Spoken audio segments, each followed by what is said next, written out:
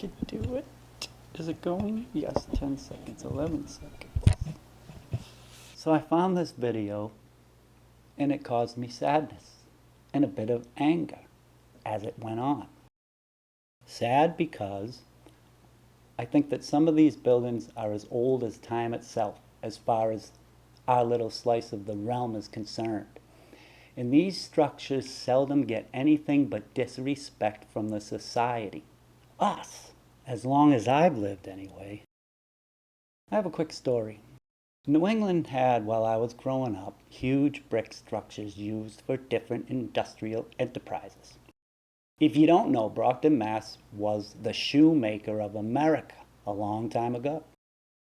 Point is, we have some fascinating old world stuff. One day as a youngin', I was just waiting for some family members to come out of a store. So when they came out, I mentioned the building to them and I was like, look, and before I could finish my sentence, one of the family members said, oh, that old thing wasn't good for anything when they built it and it ain't been no good since. Then she turned to another family member and asked her, did you sign the petition to tear that horrifying thing down? Of course, I don't remember anything after that. I was just too young. I couldn't even at the time figure out what this dumbass family member was going on about. That building was anything but an eyesore, a dump or a wreck. If I was old enough to stand my ground, I would have asked, what the are you talking about? I honestly believe she didn't believe what she was saying because the building wasn't accurately described by her negativity. It just baffled me as a child. Now I know. She was just following a scripted narrative that someone propagated to the city's residents. And just to think that these buildings and cities were icons of the populations who built them, right? Hope I can put that together and it makes sense. This is what happens to dummies in NPC societies.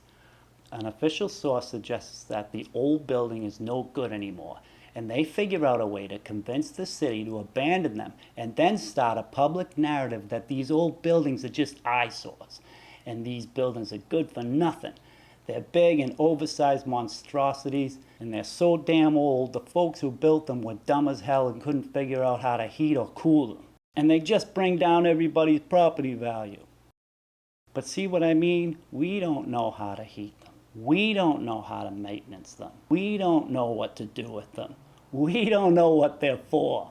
We won't even marvel at their splendor and tell some money-grubbing property corporation to leave the building and whatever's in it alone, till we get as sophisticated as the builders. I wish our society treated these buildings like fossils, because that's exactly what they are. But we as a society have no charms to soothe. Okay? Now the anger part. The way I see it is we were never equipped to deal with this realm. We are misplaced entities. We literally don't belong in this area of the realm, and it wasn't made for us. It was not built on a scale that leads us to easy, fulfilling lifestyles. No, it's exactly the opposite. We were thrown into a piece of the realm that causes us to experience anxiety right away. The powers that be, or the creator, or whatever the heck it is, just tossed us down in the dirt and treated us like a marble game. But the court that they decided to play marbles in isn't made for marbles. See, I don't think that our lives were stolen from us, but I think we were put in a place that we couldn't thrive in. If 5'4" folks lived amongst the giants of this sliver of the realm, then they wouldn't be anything like us, because they had help with everything from a superior race, and one suited for this piece of the realm. Anyone who lives here in modern day must realize that we got plopped here as a joke, to see if we could hem out an existence while the entities who put us here practice their abuse on us, just as they have, in my opinion, done to the beautiful architecture and anything awesome from the old world and damn near anything of beauty this part of the realm has to offer. In my opinion, that's why life is such a travesty, because the first thing that happens is this place wasn't meant for us. Like my brother pontificated, it was designed to make one feel it isn't worth it, right from the beginning. I have to agree, because I know I'm looking at a society that didn't know what to do here. It just didn't make sense to any of them from day one. Oh, and I didn't want to forget about this. Remember how I said that the melted buildings theory is up in the air for me? Well, look at this picture and then imagine what it would look like a long time from now. And I'm just asking questions. Mysteries of the realm. Now we're going to move on. I thought we'd take a look at these pictures because it's intriguing. Obviously, that's not a baby, and his head isn't proportioned on his shoulders correctly. Is it artistic preference? I don't know. But do you think the artist wanted the viewer to recognize that this fine gentleman is holding a house with its lights on? I don't know if that's a mistake. Hand signs, of course. And she's got all her shiny little doodads. Both wearing helmets. Both dressed very nicely. To me, this artwork looks alright until I see this. The finger and the way he's shaped and the rod with the hanky just looks like a mashup. Doesn't seem consistent. Then I found this picture to satisfy my curiosity about that because this hand is different than the one we're looking at over here. Of course, as time went on, the painting has been reworked to make this thing look like a book. But I looked at so many of these. I can tell you this thing in his hand has changed many times, and sometimes they just leave it out altogether. This one here is a different culture, and I want to point out that these helmets displace the background. Look at the chair. Are we to believe that this is what the artist was experiencing, so he expressed it? See, in none of these depictions of these folks do the bubbles intersect. So did these two sit down and say, now when you're done, you're going to bring this into the burn and dodge room and give us nice hues, right? I don't know. Even this guy. The background frame here is deleted from the displacement from whatever this is supposed to be. And this isn't a child either. He's got a tube and his head looks messed with. Not sure though. It just looks... And I wanted to show this one because is she sitting in a coliseum? My brother and I have this theory. Old world pontificators are off a bit, thinking that these old structures were or are buildings at all. Coming from this angle makes this picture very interesting. And the manipulators are always at work. Did this lady even have hands before all this nonsense?